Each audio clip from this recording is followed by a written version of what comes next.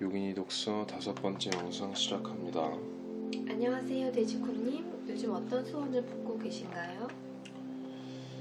네, 요새는 지금 이 순간에 현존하기 위한 깨달음을 얻기 위해서 마음 공부도 하고 여러 가지 노력을 하는 중입니다. 저는 요즘 요가원 리뉴얼 준비를 하면서 코로나를 잘 극복해 가야겠다는 작지만 큰 바람으로 살고 있는 와중에 절대 기도의 비밀이라는 책을 읽게 되었는데요. 요가는 신에 대한 이야기를 많이 해요. 종교에서 이야기하는 신과는 좀 다르죠. 개개인 안의 신성한 에너지를 이 책에서는 천사처럼 행동하라고 하는데요. 개인적으로는 그런 천사의 에너지를 불러일으키는 과정이 요가임을 재정립하는 시간이 되었어요.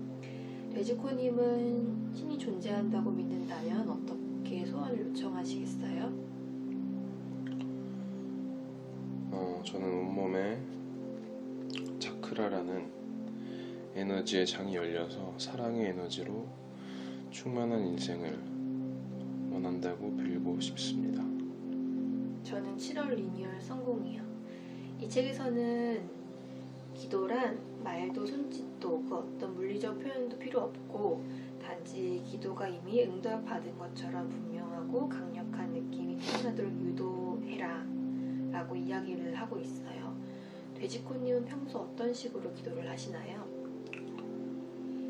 옛날에는 기도 같은 식으로 빌었던 적이 있었는데 요즘은 확언과 확신을 가지려는 그 느낌을 느끼려고 많이 이야기하고 생각하고 합니다. 저도 단지 어떤 저런 바람, 모태적부터 기독교 신앙을 물러받아 그런지 예수님께 소원을 이야기하는 것이 기도라고 생각했던 것 같아요. 하지만 책에서의 기도의 방식에는 특별한 기도 문구도 겉으로 드러나는 표현도 없이 오직 느낌에 기반한 기도라고 해요. 그 기도는 무기력한 심정으로 절대자에게 매달려 도움을 요청하는 자세를 버리고 기도가 이미 응답을 받았을 때의 기분을 느끼는 것인데요. 감정이, 즉 느낌이 곧 기도라고 이야기하고 있어요. 간절함과 편안함의 감정에 대해 구분하면서요. 특히나 가슴으로 느낀다라는 표현이 와닿았어요. 가슴 차크라, 아나하타 차크라는 느낌의 차크라잖아요. 느낌을 불러일으키고 감정을 주관하는 가슴 차크라의 소중함 그리고 정화의 필요성을 느끼며 개인적으로는 혹은 요가 수업 현장에서 가슴의 공간을 정하는 수행법들을 이야기하고 있어요.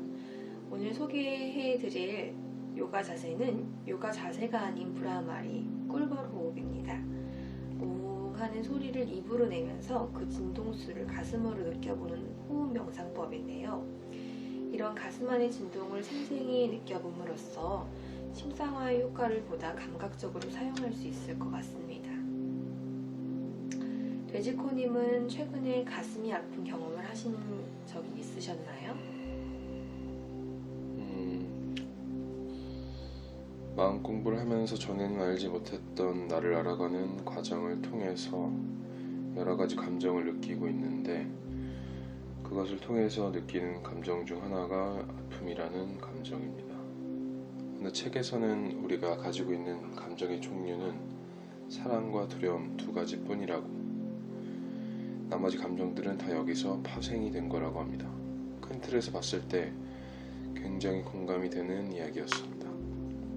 우리가 누군가를 사랑할 때는 굉장히 행복감을 느끼고 무엇이든 할 수 있을 것 같은 행복감을 가지게 되지만 그에 반해서 사랑을 가지지 못한 두려움을 생각한다면 굉장히 불행한 나를 떠올릴 수 있을 겁니다.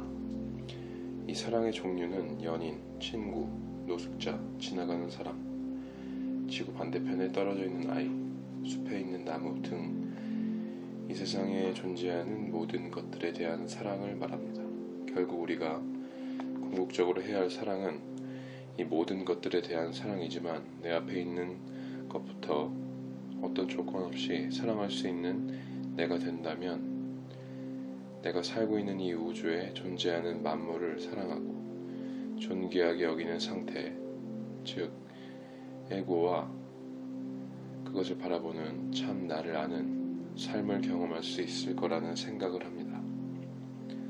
이야기가 약간 샛길로 많이 샌 것 같은데요. 세상은 항상 양극단으로 나뉘어지게 되어 있습니다. 높고 낮음, 위아래, 왼쪽 오른쪽 등, 즉 아픔이 있다면 그에 상응하는 만큼의 사랑이 나에게 존재하고 있다는 것입니다. 그러니 아픔으로 인식하는 것이 아니라 사랑을 느낄 수 있는 기회를 나에게 준다고 생각한다면 내 인생이 어떤 방향으로 흘러가게 될까요? 저는 저에게 한 질문을 덧붙여서 구독자님들께 이런 질문을 던지고 싶네요. 여러분, 사랑하고 있나요? 그리고 사랑받고 있나요? 내가 원하는 삶이 어떤 삶인지 알 수 있을 때까지 꾸준히 이 질문을 생각해 보시길 바랍니다. 답이 너무 기네요. 디지코님. 제가 요즘 상담을 받아보면 가슴이 아프신 분들을 많이 뵙게 되는데요. 이번 코로나 사태에서도 많이 회자되었던 이야기가 와닿았어요. 위기는 기회다. 책에서도 실현과 깨달음의 관계는 불가분의 관계라고 설명하고 있는데요. 서구 불교계의 선구자 라마 수리야 다스는 인생에는 기쁨과 슬픔이 있기 마련이다. 우리는 기쁨에만 집중하며 슬픔은 잊으려고 애쓰지만 인생에서 만나는 모든 것들은 깨달음의 계기로 삼는 것이야말로 얼마나 현명한 자세인가 라는 이야기를 남겼다고 해요. 저도 개인적으로 세상에 이런 일도 있나 싶은 경험을 하며 가슴이 하는 일들을 관찰하는 시간을 갖게 되었어요. 인생을 살다 보면 사익을 추구하기보다는 중립을 지켜야 하는 순간들이 오기도 하는 것 같아요. 그럴 때 상처와 분노가 생기기 마련인데 책에서는 그럴 때 상처와 분노를 제거하고 축복의 기도를 해야 한다고 해요. 무엇이든 마음에 상처를 주는 것이라면 그것을 새로운 경험으로 변환시킴으로써 혜택을 얻는 방법을 찾을 것을 권하고 있죠. 상처를 인정하는 것이 쉬운 일은 아니지만 자신을 위해서는 불필요하다 생각되는 것들은 자유롭게 놓아주는 용기가 필요한 것 같습니다. 이를 계기로 저는 지난달부터 온라인 활동을 잠정적으로 중단하게 되기도 했고요.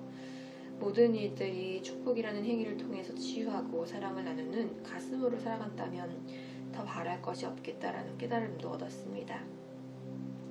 끝으로 가장 와닿았던 책에서 발췌된 한 스님의 이야기로 마무리 짓도록 하겠습니다. 당신 눈에는 우리가 하루 몇 시간씩 연불을 외고 종과 목탁을 두드리며 향을 피우는 모습으로 보이겠지만 사실 우리는 우리 몸 안에 감정을 불러일으키고 있는 것입니다. 감정이 곧 기도인 것이지요. 네, 오늘은 이렇게 마쳐보도록 하겠습니다. 감사합니다. 네, 감사합니다.